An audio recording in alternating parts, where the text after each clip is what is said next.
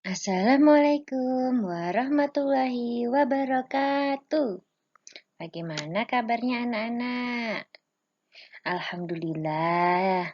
Semoga kita semua selalu diberikan lindungan oleh Allah. Nah, marilah kita mulai belajar pendidikan lingkungan hidup. Kita mulai ya.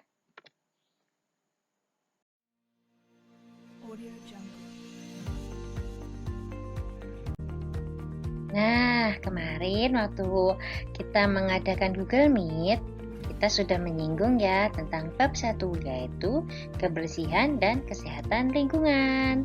Nah, kita tes ya. Coba kalian masih ingat nggak apa yang dibilang sama Ustazah? Apa sih itu kebersihan? Dan bagaimana sih kesehatan lingkungan itu? Yuk, kita pelajari. Sebelum kita membahas tentang kebersihan, kita alangkah baiknya membahas tentang lingkungan dulu. Sebagai manusia, kita itu berada di 3 lingkungan, yaitu 1, lingkungan keluarga, yaitu lingkungan rumah kita atau tempat tinggal kita.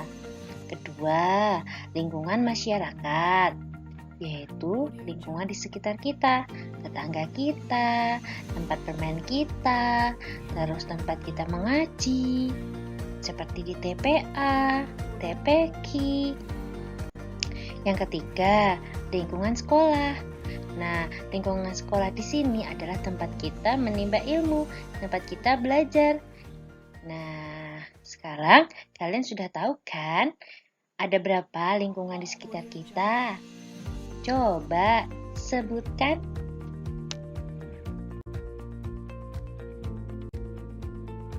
Nah, kalian sudah tahu kan apa saja lingkungan yang ada di sekitar kita. Sekarang, jika dari ketiga lingkungan tersebut itu bersih dan aman, maka kita akan nyaman berada di 3 tempat tersebut. Nah, bersih itu apa sih? Ada yang tahu? Bersih itu adalah bebas dari kotoran, baik kotoran debu atau kotoran sampah atau limbah dan lain-lain. Nah, di sini itu di dunia ini, di bumi ini ada 3 penghasil kotoran atau 3 penghasil sampah. Yang pertama adalah tumbuhan, yang kedua adalah hewan, dan yang ketiga adalah manusia. Yang akan kita bahas pertama adalah kotoran yang berasal dari tumbuhan. Ada nggak sih kotoran yang berasal dari tumbuhan? Ada dong. Apa coba? 1, sampah dedaunan. 2, sampah ranting. 3, sampah batang pohon. 4, sampah buah dan sayuran. Nah, tapi dari semua sampah-sampah yang berada pada tumbuhan, semua bisa digunakan kembali dengan cara didaur ulang. Kalau sampah dedaunan dan sampah buah-buahan dan sayuran itu bisa dijadikan pupuk kompos.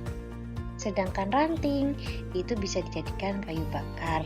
Sedangkan pohonnya, batang pohonnya itu bisa dijadikan kerajinan, lemari, dan banyak sebagainya.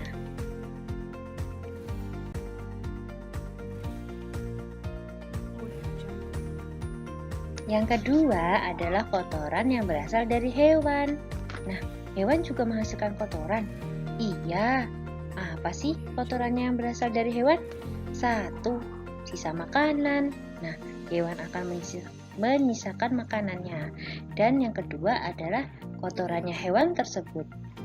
Nah, dari kedua kotoran yang dari hewan ini sama seperti tumbuhan, bisa didaur ulang.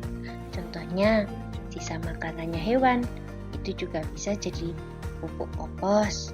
Nah, kalau kotorannya hewan itu bisa jadi pupuk kandang. Jadi, semua kotoran yang pada hewan dan tumbuhan itu dapat dimanfaatkan kembali oleh manusia. Maha besar kuasa Allah. Dan yang terakhir, penghasil kotoran adalah manusia. Manusia dikenal sebagai penghasil kotoran terbanyak di bumi ini. Coba kita cek ya, dari kita bangun tidur, kita mandi. Nah, air mandi kita kan kotor, itu namanya limbah air mandi. Terus kita makan. Nah, setelah makan, kita menyisakan makanan. Nah, sisa makanannya itu adalah sampah sisa makanan. Dan yang ketiga adalah setelah makan kita mencuci piring. Nah, setelah mencuci piring itu akan ada limbah cucian piring. Lalu kita mencuci baju.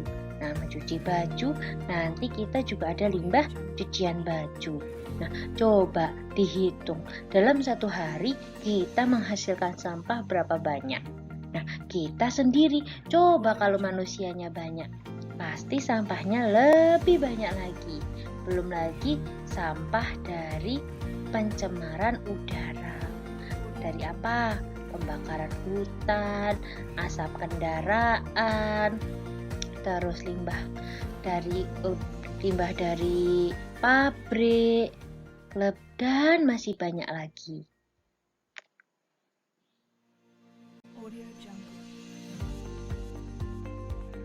Pada pembahasan di awal tadi, kita sudah mengenal tentang lingkungan yang ada di sekitar kita.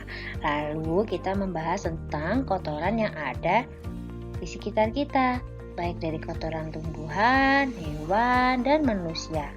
Nah, sekarang kita akan membahas tentang ciri-ciri lingkungan yang bersih dan sehat. Ayo kita bahas.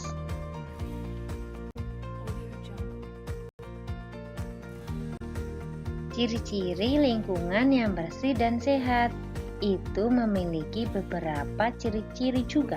Yang pertama, satu, udara yang bersih dan sehat. Nah, udara yang bersih dan sehat itu adalah udara tanpa bening. Nah, artinya udara itu tidak berwarna. Nah, jika udara berwarna berarti udara sudah kotor dan tercemar oleh zat-zat tertentu. Contohnya, udara hitam yang tercemar oleh asap pabrik. Terus, udara yang tercemar oleh pembakaran sampah. Itu udara sudah tidak bening lagi. Nah, di contohnya ini, udara masih bening dan jernih. Ciri-ciri kedua udara yang bersih dan sehat yaitu satu, udara tidak berbau. Nah, udara yang tidak berbau itu tampak bersih, tetapi jika berbau maka udara tersebut sudah tercemar. Nah, bau tersebut dapat juga berupa bau harum atau bau tidak sedap atau tidak enak. Nah, seperti contoh ya, kalian di perkotaan itu kan bau asap kendaraan. Nah, itu udara sudah tercemar. Sedangkan jika kalian di pegunungan, banyak kebun teh, banyak pohon-pohonan, nah udara di sana akan terasa segar. Nah, udara yang terasa segar itu adalah udara yang jernih, tidak memiliki bau. Nah, udara yang bersih dan sehat yang ketiga adalah ciri-cirinya itu udara banyak mengandung oksigen. Nah, oksigen sangat dibutuhkan bagi tubuh kita. Oksigen banyak diproduksi oleh tumbuhan pada waktu siang hari.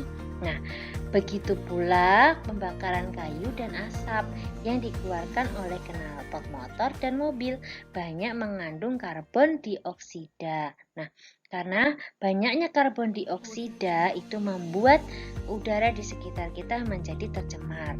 Maka dari itu, gunanya tumbuhan yang ada di sekitar kita, pepohonan, itu untuk menyerap karbon dioksida tersebut dan mengeluarkan oksigen yang jernih. Jadi, agar lingkungan kita itu terhindar dari pencemaran udara, maka perbanyaklah pohon di sekitar kita. Nah, ciri-ciri lingkungan yang bersih dan sehat itu adalah Yang kedua, tanah yang bersih dan sehat.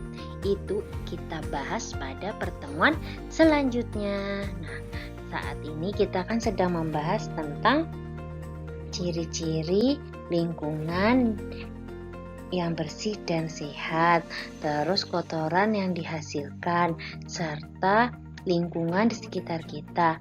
Apakah anak-anak sudah paham? Alhamdulillah jika anak-anak sudah paham. Nah, kita akhiri pembelajaran pada hari ini. Sekian dari Ustazah. Wabillahi taufiq wal hidayah. Wassalamualaikum warahmatullahi wabarakatuh.